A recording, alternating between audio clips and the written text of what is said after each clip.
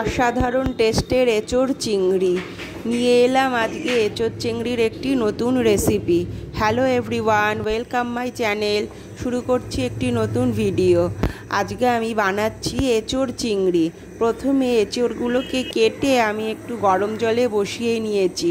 ওটা একটু একটু সেদ্ধ হতে হতেই এখানে আমি আলুগুলোকেও ডুমো ডুমো করে কেটে নিয়েছি। আলুগুলোকে আমি একটু এঁচোড়ের মধ্যে দিয়ে দিলাম। হালকা সেদ্ধ হওয়ার পরই আমি নামিয়ে নেব। এখন যেহেতু নতুন আলু, তাই একটু সেদ্ধ না হলে একটু কাঁচা কাঁচা মতো থেকে যায় ঠান্ডা হয়ে গেলেই। সেই জন্য আমি এঁচোড়ের সঙ্গে হালকা একটু ভাপিয়ে নিলাম আলুগুলোকেও। আর এখানে আমি সাথে নিয়েছি কুচিয়ে রাখা পেঁয়াজ, কাঁচা লঙ্কা, শুকনো লঙ্কা, আদা, রসুন আর গোটা গরম মশলা আর একটা গোটা তেজপাতা ফোড়নের জন্য নিয়েছি এগুলো। আর কিছুটা পরিমাণ নিয়েছি ছোট চিংড়ি মাছ। চিংড়ি মাছগুলোকে ছাড়ানোই ছিল। এখানে আমি আদা, রসুন, শুকনো লঙ্কাটা আর কাঁচা লঙ্কাটা একসঙ্গে একটু মিক্সিতে পেস্ট করে নেব। পেস্ট করে এটাকে একটা মশলা বানিয়ে নিলাম। আর এদিকে এঁচোড়টা আমি সেদ্ধ করে নিয়েছি, ভাপিয়ে নাবিয়ে নিয়েছি, জল ঝরতে দিয়েছি। আর চিংড়ি মাছটাকেও আমি হালকা করে একটু ভেজে নিলাম নুন হলুদ দিয়ে। তারপরে ওই তেলের মধ্যেই আমি দিয়ে দিলাম ফোড়নে গোটা গরম মশলা আর তেজপাতা। পেঁয়াজ কুচিগুলোকে আমি তেলের মধ্যে ভালো করে একটু ভেজে নেব।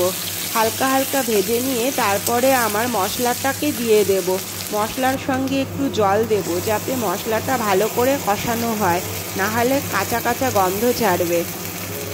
তার মধ্যে আমি দিয়ে দেব স্বাদ মতো নুন আর হলুদ দিয়ে মশলাটাকে ভালো করে অনেকক্ষণ কষাবো, যতক্ষণ না মশলা থেকে তেল ছাড়বে ততক্ষণ মশলাটাকে আমি কষিয়ে নেব। আর এঁচোড় কাটতে এখন অনেক ঝামেলা, যদিও বাজার থেকে এঁচোড় কিন্তু এখন কেটেই দেয়। এঁচোড় কাটার সময় অবশ্যই হাতে একটু তেল লাগিয়ে নেবে, তাহলে কিন্তু হাতে আর লেগে যাবে না। এইখানে আমার মশলা থেকে তেল ছেড়ে দিয়েছে, তাই ভাপিয়ে রাখা এঁচোড়টা আর আলুগুলোকে আমি দিয়ে দিলাম মশলা কষানোর মধ্যে। এবারে আমি এর মধ্যে আর একটুখানি নুন আর একটুখানি হলুদ অ্যাড করব, কারণ ওখানে আমি মশলায় যেটুকু দিয়েছিলাম এটাই হবে না। সেই জন্য আর একটু নুন হলুদ দিয়ে আমি এঁচোড়টাকে ভালো করে অনেকক্ষণ একটু মিশিয়ে কষিয়ে নেব। তারপরে এখানে দিলাম আমি জিরে গুঁড়ো আর ধনে গুঁড়ো দিয়ে ভালো করে নাড়াচাড়া করে এই মশলার সঙ্গে এঁচোড়টাকে ভালো করে কষিয়ে নেব আর মিশিয়েও নেব। এখানে আগে থেকে ভেজে রাখা চিংড়ি মাছটাকেও আমি দিয়ে দিলাম। চিংড়ি মাছটাকে দিয়ে ভালো করে একটু কষিয়ে নেব।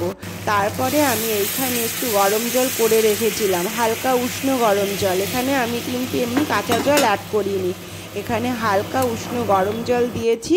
আন্দাজ মতো গরম জল দিয়ে ভালো করে নাড়াচাড়া করে ঝোলটা একটু কষিয়ে আসলো। তারপরে আমি একটু স্বাদ মতো চিনি দিয়ে দিলাম। চিনি দেওয়ার পরে আমি এখানে একটু নাড়াচাড়া করে ফুটিয়ে নেব, তারপরে নামাবো।